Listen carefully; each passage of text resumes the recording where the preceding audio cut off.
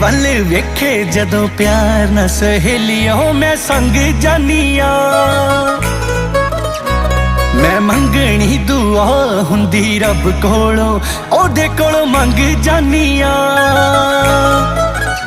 ਕਦੇ ਨਾ ਮਨਿਓ ਸੁਣਿਆ ਮੈਂ ਮੇਰਾ ਉਹਦੇ ਮੂੰਹੋਂ ਪੁੱਤ ਜੀ ਹੀ ਸੁਣਿਆ। ਉਹ ਮੇਰੇ ਸੋਹਣੇ ਦੀ ਪਸੰਦ ਬੜੀ ਸੋਹਣੀ ਆ ਕਿਉਂਕਿ ਉਹਨੇ ਮੈਨੂੰ ਚੁਣਿਆ।